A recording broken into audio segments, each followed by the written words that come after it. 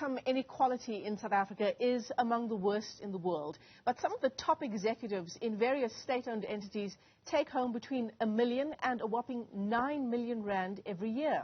Now, some economists have labeled this shocking and unacceptable, especially because South Africa has such a high unemployment rate. Just for one, it says that South Africa has no business having such top earners while its own economy is struggling to pull millions out of poverty.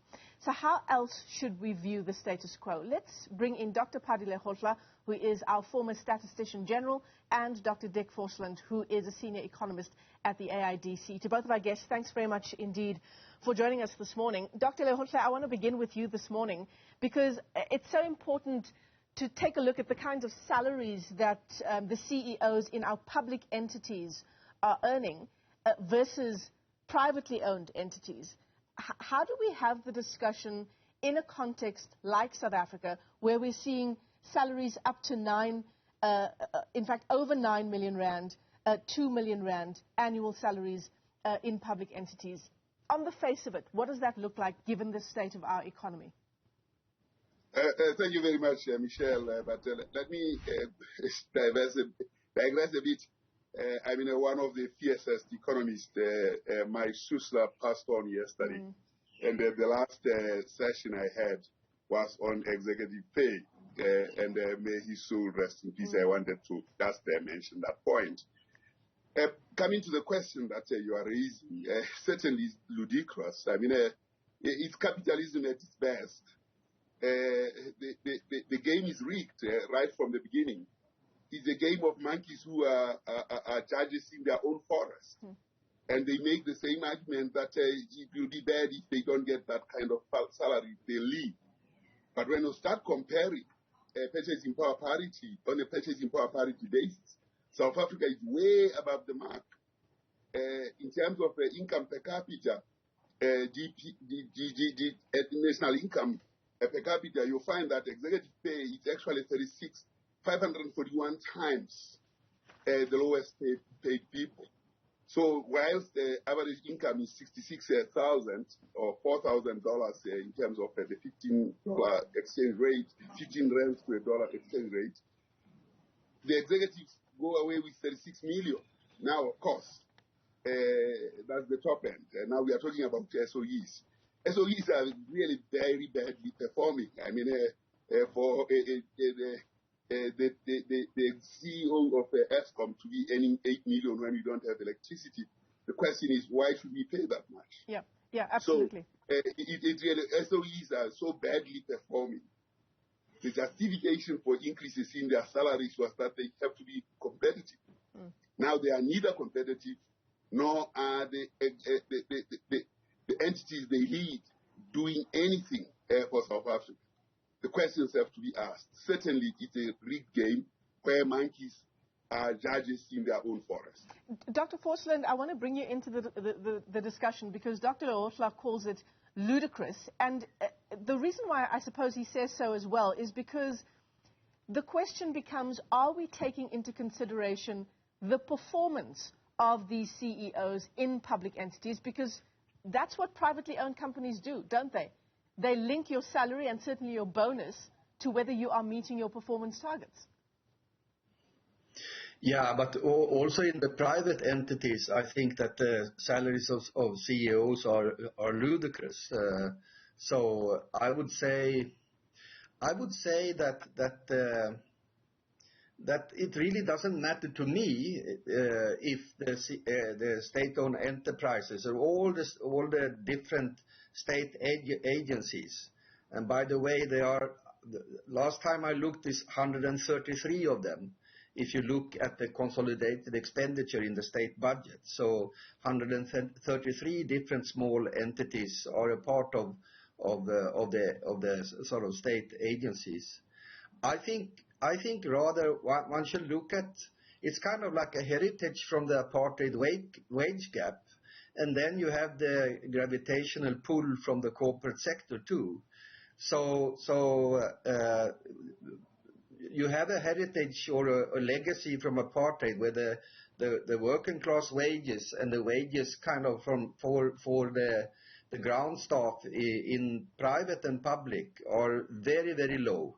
And I also argue whenever I can that this has a very bad influence on domestic demand in the economy. So you have kind of like, you have a pull from the high wages on BMWs, but when it comes to building a local industry and for the local domestic demand and to revive the economy, then for that the working class wages are too low. So the apartheid wage gap, or this is not only about very low workers' wages. In the other end, and almost like as a result of this, you have these exorbitant wages at the top. And previously it was motivated by white sort of supremacy, and now it's kind of just hanging on, and it sort of seems to be very hard to get rid of. I was looking at SARS, where the strike I think is beginning today, if I'm not misinformed. And there, well, you have the Commissioner Kieswetter and the Finance Minister. They are determining the salaries and the wages. In that entity, they are determining the remuneration from Group 7 up to Group 22.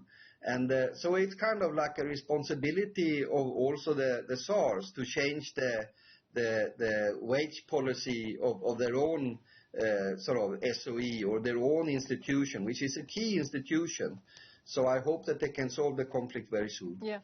Dr. Lehohla, there are a number of examples we can use just about the structural inequalities in South Africa. But you know, on the face of it, what are the dangers of having this incredibly wide pay gap? I mean, you talked about executive pay being more than 500 times the lowest paid people in the country. And of course, Sibanye-Stillwater comes to mind. Its CEO, Neil Froneman, defending his 300 million rand pay package, his 300 million rand remuneration, while the workers at Sibanye are asking for a 6% pay hike.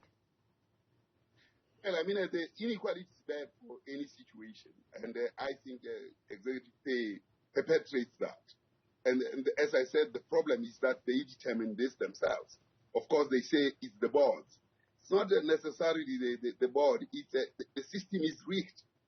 It's such that unless it's changed fundamentally, the CEO has no choice but to receive that money, because he doesn't determine that. But when you look at the whole thing of shareholder rewards, they drive that, and these shareholders are global, and they want their money out of this. They want to suck blood out of all these things. So there isn't any sense of social compact. I mean, in South Africa, the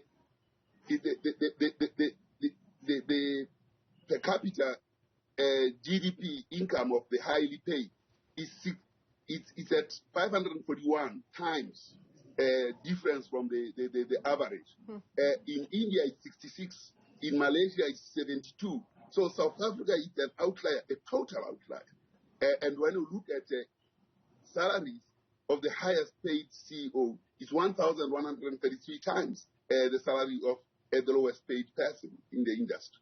So there is something fundamentally wrong, and it's an apartheid ladder that we have hung and clung to.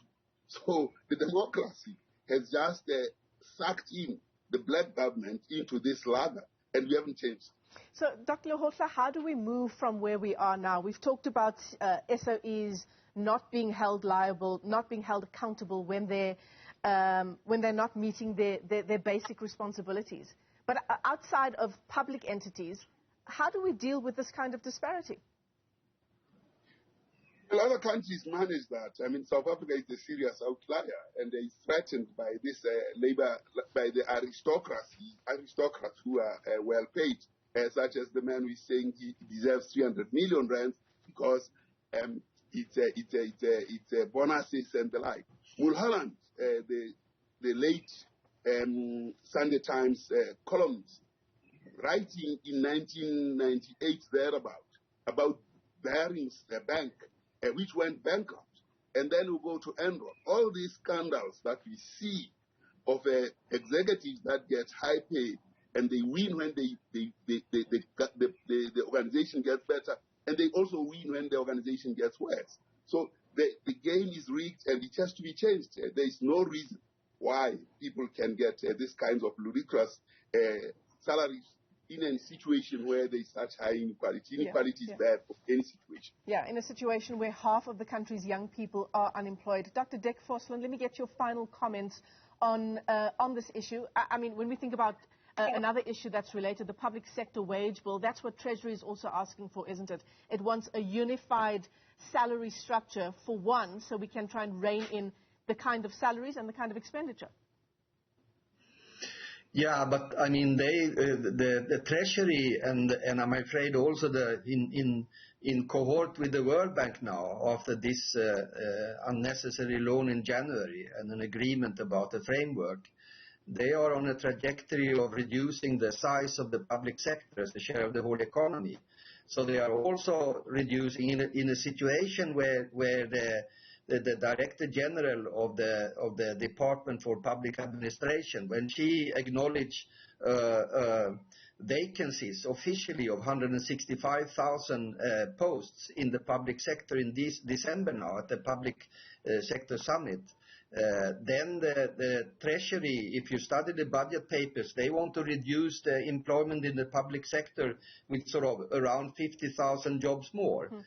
So that is the second problem of the public sector union in these negotiations. But I mean, how should they deal with argue for their wage demands, which I perfectly well understand?